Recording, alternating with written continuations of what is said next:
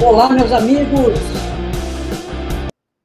Sejam muito bem-vindos novamente, você que já é seguidor do nosso canal. E se você está chegando aqui pela primeira vez, meu nome é Rubens Pierrotti Júnior, sou advogado, sócio fundador da Pierrotti Advocacia e criador desse canal.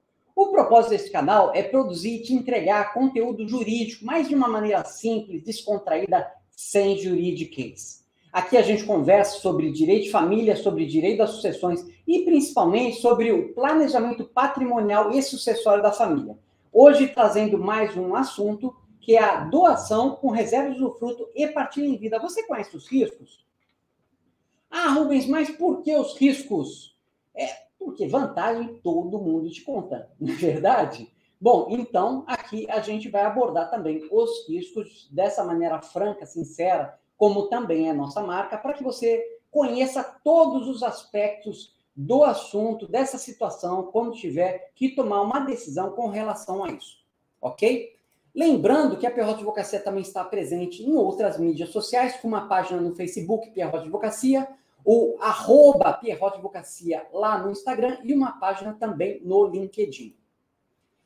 Inclusive, esse assunto que nós estamos trazendo aqui esta semana, nesse vídeo, ele foi tema de 3 posts que nós publicamos esta semana. A doação com reserva de usufruto, 3 riscos, e uma história real que aconteceu aqui no Rio de Janeiro. Doação com reserva de usufruto, um final não tão feliz, parte 1 e parte 2. Nós dividimos aí em 2 partes, porque essa história é um pouquinho comprida, tá? Então, uma história real dos genitores, né, dos pais que resolveram fazer uma doação com reserva de usufruto, mais do que isso, né, a partilha em vida, eles doaram todos os bens para os filhos, e essa história não terminou muito bem, tá certo? Bom, mas não vou dar spoiler, fica comigo aqui até o final, que você vai conhecer aí essa história que a gente vai contar, tá? Lá no site também, outro lembrete, Pierrotti Advocacia, você encontra uma aba lá com o nosso blog. Então, a pierrotti.adv.br,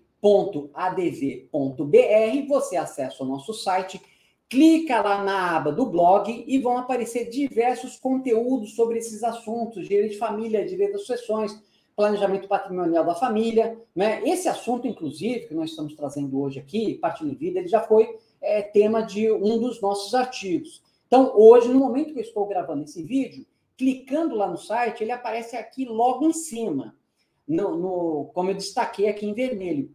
Partilha em vida, sinceramente, se você clicou lá no blog e não estiver aqui em cima, basta rolar um pouco ali a página mais para baixo, você vai encontrar esse artigo. Clica lá em ler post completo, você vai acessar o conteúdo como um todo. Então, serve aí para você aprofundar, ler mais um pouco, né? Algumas coisas que a gente está falando aqui, vai discutir aqui, você também vai ler nesse artigo. Às vezes, pegar esse artigo e encaminhar, né? Assistir lá um vídeo do Rubens, né? Da Pierrotti Advocacia sobre a doação com reserva de usufruto, a partilha em vida. Encaminhe este vídeo para o seu familiar, para o seu amigo, ou mesmo um artigo, né? Às vezes o amigo está dizendo assim, meus pais vão fazer, ou eu vou fazer a doação com reserva de usufruto. Você pode falar assim, mas você conhece os riscos, né? As vantagens, eu sei que tem essa outra vantagem, mas os riscos você também conhece. É importante, como a gente falou, você conhecer todos os aspectos da situação, quem está pensando, né, em fazer em utilizar esse instrumento de planejamento sucessório, conhecer todos os aspectos da situação, para muitas vezes não cair numa furada como a história que a gente vai contar aqui, que eu não vou dar spoiler, fica comigo aqui até o final, tá bom? Então vamos lá, pessoal, direto ao ponto, doação com reserva de usufruto e partilha em vida. Primeiramente aí, Rubens, mas qual a diferença aí de doação com reserva de usufruto e partilha em vida? Assim, claro que se eu tivesse fazendo esse vídeo aqui para um público de advogados, operadores do direito, né? Eu ia citar aqui artigos do Código Civil, jurisprudência, doutrinadores, mas como a gente falou, o objetivo aqui não é esse, o objetivo é a gente aqui falar de uma maneira simples, descontraída, sem juridiquês. Então, assim, sem juridiquês e dando um exemplo que acho que vai ficar simples para entender a diferença entre a doação e a partilha em vida. A doação seria o casal, por exemplo, e os pais doarem parte do seu patrimônio. Então, ali tem vários imóveis, tudo, eles decidem, um filho se casou. Então a gente já vai doar para ele esse apartamento, né? Para ele morar, e vamos manter ainda com a gente reserva de usufruto desse apartamento, né? Para manter ali um mínimo controle, vamos dizer assim, desse bem, se alguma coisa acontecer, né? Existem, assim, diversas situações. Então, a doação com reserva de usufruto, ela basicamente seria de parte do patrimônio. Quando a gente fala em partilha em vida, seria um adiantamento do que aconteceria lá na frente no inventário e partilha, né? Então, vamos dar um exemplo. Os pais se reúnem, né? Reúnem ali 2 filhos, por exemplo, e falam assim, bom, então você, né, o filho vai ficar com esse apartamento onde você já está morando, né? Já vamos fazer a doação para você. Você é filha que já está morando no outro apartamento, você vai ficar com esse. Então, assim, a família se reúne e já meio que acerta tudo, né? Quem vai ficar com quem, né? Já faz essa doação com a reserva de usufruto, já paga os impostos, já adianta as despesas para os filhos. Qual seria a vantagem? A vantagem seria, talvez, essa, de adiantar as despesas para os filhos, as despesas que os filhos teriam, que os herdeiros teriam com inventário e partilha, e evitar briga entre os herdeiros, né? Seria, basicamente, essas 2 vantagens. Tem gente que cita outras vantagens, fala assim, não, mas a doação com reserva de usufruto, a partilha em vida seria muito mais barato. Isso não é verdade, a gente vai ver aqui, tá certo? Bom, começando aí pelos riscos, e chamando riscos e desvantagens, tá? Riscos e desvantagens. Quais seriam? Então, a primeira, justamente, que a gente estava comentando. A doação com reserva de usufruto e a partilha em vida, ela acaba sendo quase tão cara, às vezes mais cara, do que inventário e partilha. Por quê, Rubens? Bem, o fator que mais encarece o inventário e partilha é a tributação, né? Então, é um imposto de transmissão causa-mortes. Às vezes a gente chama de imposto da morte. Tem até um artigo também lá no nosso blog que eu chamei de imposto da morte, o pesadelo dos herdeiros, né? Porque é terrível. Então, este é um imposto que atualmente no Brasil, a alíquota desse imposto varia de 4% a 8%. Exceção aí né, por exemplo, o estado do Amazonas, que ainda pratica uma alíquota de 2%, como aquele incentivo fiscal, né? Mas, normalmente, a alíquota varia do mínimo de 4% ao máximo de 8%. Está para aumentar, né? Mas isso daí fica para um próximo vídeo, né? Sobre o aumento do ITCMD que está prestes aí a acontecer. Então, o que acontece? O imposto de transmissão causa-mortes é exatamente o mesmo da doação. O nome e sobrenome do imposto é Imposto de Transmissão Causa-Mortes e Doação. Então, é o ITCMD. Tá? Alguns estados, aqui no Rio de Janeiro, chamam de ITB, né? A Carioca abrevia. Minas, Distrito Federal, chama ITCD, mas é o ITCMD, tá? Imposto de Transmissão Causa-Mortes e Doação. Aí, bom, quando o imposto é aplicado, né, o que o Estado faz? O Estado calcula. Então, quando a pessoa falece, para a transmissão causa-mortes e para cobrar o imposto de transmissão causa-mortes, o Estado vem e diz, olha, esse bem vale isso, esse bem vale aquilo, esse bem... Então, o Estado, ele costuma dizer quanto valem os bens a preço de mercado. Né? Não adianta a pessoa que vai pagar o imposto, né, dizer, não, mas vamos falar que vale menos, né, para pagar menos imposto. Isso não dá certo, tá? Então, o Estado, ele mesmo estabelece quanto vale os bens. E para doação, funciona a mesma coisa. Então, fala assim, tá bom, você já quer fazer a doação agora? Você já quer fazer a partilha em vida agora? Tá bom, mas então, olha, o valor de mercado é esse. Então, seja no inventário e partilha, seja na partilha em vida, a base de cálculo vai ser o valor de mercado dos seus bens em que vai incidir esse imposto de 4% a 8%. Então, você está vendo aí que não existe grande vantagem aí em relação a valor. Você vai pagar o tributo, você vai pagar advogado, seja no inventário e partilha, seja na partilha em vida. Na partilha em vida, o advogado até acaba sendo um pouco mais barato. Mas, assim, não gastos com cartório, para emitir diversas certidões para transferência da propriedade, gastos com cartório de registro de imóveis, tá certo? Então, assim, os gastos... E a partilha em vida, então, ela, às vezes, chega a ser até mais cara. Por quê? Isso acontece. A família fez a partilha em vida, doou todos os seus bens. Então, naquele momento, é uma fotografia, né? Daquele momento. Naquele momento, com todos os bens doados, se os genitores falecessem naquele momento, né, ambos, não haveria inventário e partilha. Acontece que depois que a família faz a partilha em vida, normalmente os genitores, eles continuam aumentando os seus bens. Seja recebendo rendimentos de aplicações financeiras, recebendo aluguéis, né? E aí, em determinado momento, eles vão ter que refazer, né?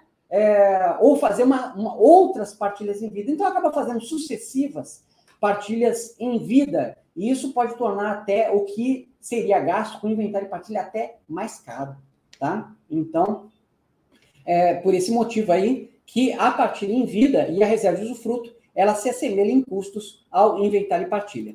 Um segundo risco e desvantagem é que os doadores, eles perdem o controle sobre os seus bens. Então, os pais que estão doando, né, os doadores, eles fazendo a reserva de usufruto, eles, de proprietários, agora eles se tornam usufrutuários, esse é o termo, tá? Quem recebeu a doação é chamado donatário. O donatário, que são os filhos, né, nesse exemplo que a gente está falando, eles se tornam nuproprietários. Sabe por que nuproprietário, esse nome nuproprietário? Porque eles não têm a propriedade plena. Eles têm a propriedade, né? Mas eles não têm eles não podem fruir da coisa, né? Então, na situação, os pais, eles podem doar bens, imóveis para os filhos, reservando no usufruto, aqueles bens sendo alugados, os aluguéis vão para os pais e não para os filhos. Então, por isso, no proprietário e os usufrutuários, tá?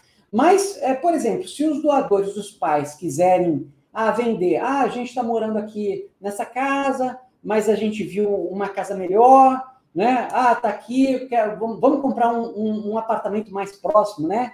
Para a praia, de frente para o mar agora.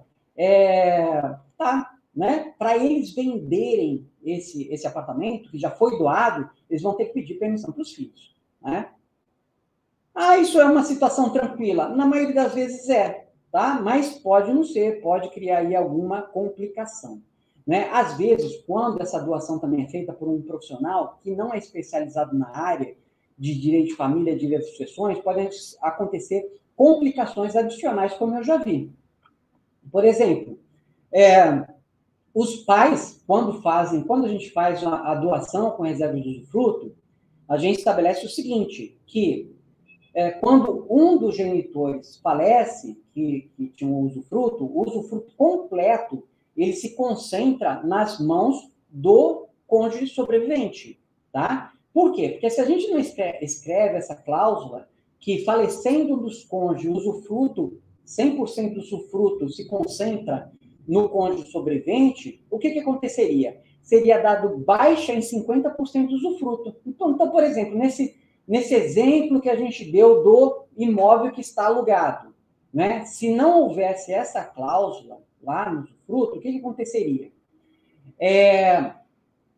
Por exemplo, o pai faleceu, ficou só a mãe. A mãe, ela, a partir desse momento, ela seria dado, então, ela manteria o usufruto de 50% desse apartamento, os outros 50% do pai seria dado baixa nesse usufruto lá no cartório de registro de imóveis. Esse imóvel estando alugado, 50% a mãe receberia e 50% do aluguel seria recebido pelos filhos, que agora, em relação a 50%, onde foi dado baixa do usufruto, eles seriam proprietários plenos. Eles seriam proprietários de 50%, da parte da mãe que ainda é usufrutuária, e proprietários plenos dos outros 50%, né, do pai que faleceu. Tá? Então, espero não ter complicado muito, né, tentando explicar aqui de uma maneira simples. Então, por isso, a gente coloca cláusulas que um dos usufrutuários falecendo, o usufruto se concentra 100% no outro. Eu já vi situação em que o advogado, né, vai ao cartório, usa o copiar, colar, pega um modelão lá, né, não colocou essa cláusula, E no momento que o pai faleceu, o filho falou assim, não, agora era um filho único, né? Não, os outros 50% é da mamãe, né? Mas os outros 50% de direito é meu. Assim, de direito né? Moralmente é chata essa situação, né? Mas de direito realmente seria, porque não tinha essa cláusula. Então, olha o problemão que criou, né? Esse filho era casado, a nora ali, né? Não sei o quê, é seu direito, né? Você já está recebendo, e assim é complicado, né? Então, às vezes, o problema não é nem com os filhos, né? São com genros e noras, não é verdade? Bem, mas vamos lá, vamos prosseguir. E outra coisa, não há direito de arrependimento. O sistema não pode ser desfeito sem o consentimento dos donatários, quem recebeu, e no pagamento de tributo. Olha que absurdo, né? Então foi feita a doação, doou lá imóveis, pagou imposto de transmissão, causa-mortes e doação. Pagou lá o IPCMD. Se quiser desfazer, e os filhos concordarem, né, vai desfazer, mas é como se estivesse doando de volta, tá? Então não tem direito de arrependimento. É uma segunda doação com o pagamento do tributo e pagou em dobro. Ah, Rubens, por que alguém gostaria de desfazer, né? Teria assim, se arrependeria de fazer? Não, vou contar uma situação que já vi também, que o pai casado, né? Os pais casados com 2 filhos resolveram fazer ali a partir em vida e assim doaram todos os bens. Aí um tempo depois eles acabaram se divorciando. E aí o pai, né, ele acabou casando de novo e tendo um outro filho. E daí, assim, ele já tinha, então, 2 filhos do primeiro casamento e um filho do segundo. E falou para os filhos do primeiro casamento, olha, a gente fez a doação de todos os bens, mas agora tem o irmão de vocês, né? Mais um filho que eu tive. Então, eu gostaria de desfazer para distribuir igualmente entre todos os filhos. Vocês acham que deu briga? Não deu briga? Né? Então, por aí, alguns exemplos aí dos riscos que podem acontecer. E aí vamos, então, ilustrar com um caso real que aconteceu aqui no Rio de Janeiro. Tá? Uma triste história real. Então, a família era formada pelos pais e 4 filhos adultos, né? Os pais, eles tinham vários imóveis, né, que eu compraria ao longo da vida, escrever e resolveram realizar a partilha em vida. Fizeram a doação de todos os imóveis para os filhos, com reserva de usufruto, né? Então, cada filho se tornou dono de 25% de cada imóvel que eles tinham, né? De todos os imóveis aí que eles tinham, eles fizeram a doação. Vamos lá. Entre esses imóveis havia um terreno na Barra da Tijuca. Então, assim, quem conhece aqui a Barra da Tijuca é um bairro um bairro classe média alta, tá? Classe média alta e classe alta, com diversos imóveis aí, excelentes empreendimentos com condomínios assim excepcionais, muito bons, né? E uma região onde existem ainda alguns terrenos. Na época das Olimpíadas, então, foi muito valorizada, vários empreendimentos ali foram lançados, né? E aí aconteceu justamente de uma incorporadora fazer uma proposta para a família. Eles tinham um terreno lá e falaram assim, a gente tem interesse nesse terreno e gostaria de fazer um empreendimento, uma proposta, né? Qual que era a proposta? A proposta era vocês cedem o terreno, a construtora né, realiza ali a obra e quando o empreendimento ficar pronto, vocês vão receber diversas unidades. Olha, eles iam multiplicar muito o valor do terreno. Né? É um negócio assim da China, irrecusável. Os pais, logicamente, para fazer esse negócio, eles precisavam do consentimento dos filhos. E, assim, obviamente, nenhum filho se opôs, não é verdade? Falou assim, não, espetacular, né? Vamos fazer. Né? Os 4 filhos concordaram sem problema nenhum, mas o que será que aconteceu, né? Vamos lá, olha só, pessoal. O tabelião de notas, então, né, para lavrar a escritura pública desse negócio, ele falou assim, olha, eu preciso que os cônjuges dos 4 filhos, os genros e as noras, olha aí, compareçam aqui para assinar a escritura pública, na condição de assistente, tá? Assistente. Então, tem uma situação que vamos dizer assim, seria mais grave, né? que é a outorga, onde um cônjuge ele não pode fazer um negócio sem a outorga, a autorização do outro. Mas nesse caso era assistente. Ah, mas por que então assistente, Rubens? Porque os filhos todos eram casados no regime da comunhão parcial de bens. Vamos lá, uma explicação rápida sobre o regime da comunhão parcial de bens. No regime da comunhão parcial de bens, quando os cônjuges eles se divorciam, né, eles vão partilhar os bens. Mas quais bens? Aqueles que eles adquiriram onerosamente na constância do casamento. Então, tudo aquilo que eles compraram, tá? Não importa se foi pelo trabalho do marido, se foi pelo trabalho da mulher, né? A presunção é de um esforço comum, né? Da sociedade conjugal. Eles compraram, eles adquiriram, durante o casamento, é dos dois e vão partilhar. Mas, assim, o que qualquer um dos dois receba, por doação, por herança, então não é adquirido onerosamente, é adquirido gratuitamente, não há comunhão desse bem com o outro cônjuge, então ele não tem direito no divórcio, ele teria direito na sucessão, como herança, se o cônjuge falecesse, mas não no divórcio, tá certo? Mas é praxe, tá? E é exigido pela Corregedoria dos Tribunais de Justiça que o tabelião, então, ele exija a assinatura do cônjuge, porque o cônjuge seria herdeiro, né? Ele não teria nenhum benefício no divórcio, mas ele continuaria sendo herdeiro desses bens, tá certo? Então, o tabelião de notas falou assim, não posso lavrar, né, sem assinatura, e um dos filhos, ele estava em processo litigioso, de divórcio, tá? A ex-mulher, ela passou a exigir vantagem, né? Ela falou assim, quer dizer, então, que vocês estão fazendo um negócio, então eu quero receber dinheiro, quero receber mais bens, eu quero uma pensão alimentícia melhor, né? Foi isso daí, tá? Bem, o que aconteceu aí? A família, logicamente, achou um absurdo, né? Buscou a justiça para que o juiz autorizasse o tabelião a lavrar a escritura pública. Perfeitamente possível isso, tá? Sem assinatura da ex-mulher do filho, como assistente, né? Já que ela não tinha direito à parcela do bem, como a gente explicou aqui. Mas o que aconteceu? A decisão judicial. A decisão judicial ela foi favorável à família. Como a gente falou aqui, é direito, né? Não tem problema, né? Não haveria nenhum prejuízo para ela, não teria porque ela se opor, o tabelião poderia lavrar a escritura.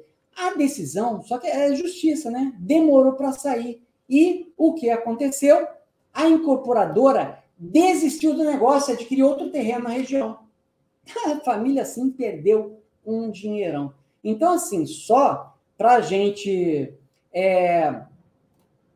ilustrar aí com um caso real, a gente falou aí das, né, porque as vantagens todo mundo conta, a partilha em vida, ela evita